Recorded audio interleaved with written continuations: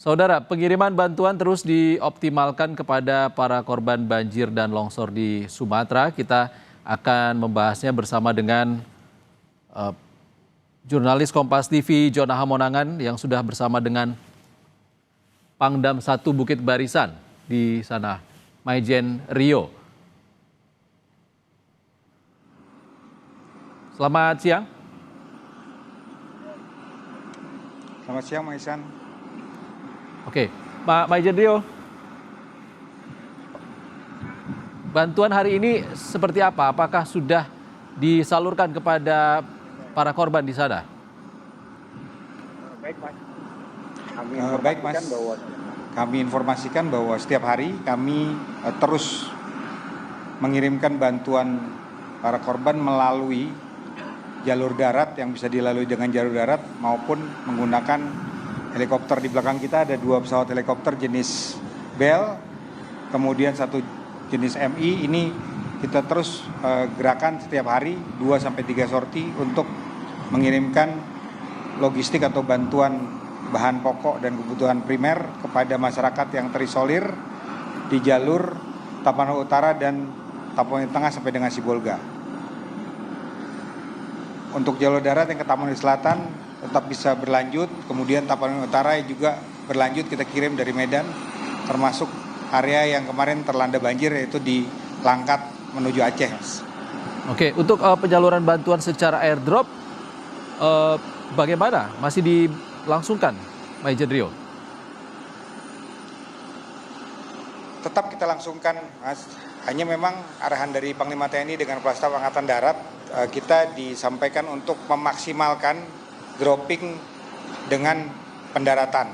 Jadi dikurangi untuk dropping yang dilemparkan dari atas untuk mencegah bantuan itu rusak tiba di bawah.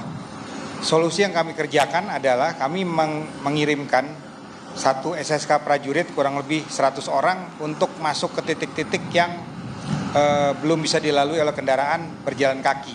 Ini panjangnya antara 20 sampai 30 km. Kami berlompatan ke depan, kemudian membuat pos perjalanan 1 malam, kita istirahat, kemudian maju lagi. Di titik-titik tersebut, para prajurit merapat ke lokasi atau perkampungan masyarakat yang tidak bisa dijangkau dengan kendaraan. Kemudian kita mencari titik pendaratan yang bisa digunakan. Setelah itu diinformasikan ke penerbat, kemudian didarati dengan heli. Demikian solusi yang kita kerjakan, Mas. Oke, Panglima, itu titik-titik yang sangat terisolasi dengan akses komunikasi yang juga sangat terbatas. Apa informasi dari prajurit yang disampaikan terkait dengan kondisi para korban di sana? Yang pertama, mereka sangat kekurangan logistik karena memang mereka tidak bisa kemana-mana. Tidak bisa turun ke Sibolga maupun naik ke Tarutung ke arah Tapanuli Utara. Sehingga bantuan yang diberikan oleh TNI, kemudian Polri dengan pemerintah provinsi ini sangat bermanfaat sekali untuk mereka. Kemudian mereka juga menyampaikan hal-hal yang kurang seperti kondisi kesehatan. Bila ada masyarakat yang sakit, kami kirimkan tim dokter dari kesehatan Kodam untuk merapat ke sana, baik menggunakan heli maupun berjalan kaki. Memang jalannya cukup jauh, antara 20-30 kilo menuju titik-titik kritis tersebut, Mas. Tapi saya pikir sudah mulai bisa dikerjakan, perlahan kita sudah mulai bisa mendekati titik-titik yang terisolir tersebut.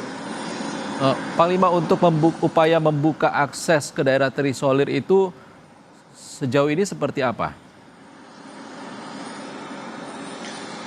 Kami informasikan bahwa Satgas kami dari Batalion Zeni Kodam 1 Bukit Barisan bersama unsur Polri, kemudian unsur dari PUPR atau Perkim dari provinsi dan pemerintah Kabupaten Tapanuli Utara sudah membuka 39 km jalan darat yang kemarin tertutup. Itu kurang lebih sekitar 26 titik yang sudah berhasil kita buka. Hanya kemarin pada saat kami meninjau ke titik terakhir, prajurit kami terhenti kurang lebih 3 hari.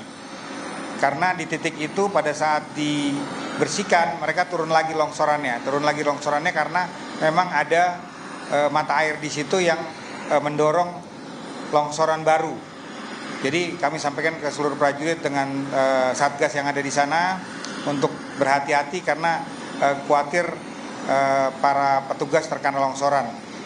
Kita terus berusaha pelan-pelan, memang itu sudah 4 hari belum bisa tertembus, mudah-mudahan 1-2 hari ke depan sudah bisa ditembus. Prajurit TNI tertahan selama 3 hari karena terjadi longsoran baru, itu di daerah mana saja, dan warga yang saat ini masih terisolasi di sana berapa jumlahnya kira-kira, Pangdam? Baik, untuk yang titik kita berhenti itu ada di Kecamatan Adian Koting, di perbatasan antara Tapanuli Utara dengan Tapanuli Tengah. Jadi kita tinggal 2 atau 3 kilometer lagi akan memasuki Tapanuli Tengah. Itu yang cukup banyak, dan di situ juga cukup banyak korban. Ada lumayan banyak kendaraan yang terperangkap di sana. Truk, kami kemarin hitung kurang lebih ada 6 truk besar dengan kendaraan-kendaraan kecil yang tertimbun di sana. Ini sudah bisa digeser, hanya memang tanah dan air yang turun dari atas itu belum bisa di stop. Tapi prajurit kami yang berjalan kaki sudah maju ke depan, kurang lebih 10 km sudah bisa dilewati menggunakan jalan kaki. Hanya memang kendaraan belum bisa lewat. Kemudian kita sudah kirim kendaraan dengan dipanggul, menggunakan karung, kemudian menggunakan ransel dibawa ke depan untuk mendukung kebutuhan masyarakat yang bisa terjangkau oleh kami. Nanti begitu seterusnya kita akan lanjutkan sampai ke titik terakhir, Mas. Baik. Kemudian untuk titik yang putus, kami perkirakan ini dari pantauan udara melalui helikopter maupun penyampaian masyarakat kurang lebih ada sekitar 11 sampai 18 titik estimasi. Kemudian masyarakat yang terdampak antara 3.000 sampai 5.000 orang di titik-titik yang atau daerah-daerah yang terisolir yang belum bisa dijangkau menggunakan kendaraan darat. Demikian, Mas. Fokus utama saat ini adalah menyalurkan bantuan kepada para korban terisolir. Terima kasih Pangdam 1 Bukit Barisan Maijen Rio Firdianto sudah berbagi informasi bersama kami di Breaking News Kompas TV. Terima kasih Panglima. Saudara, Breaking News.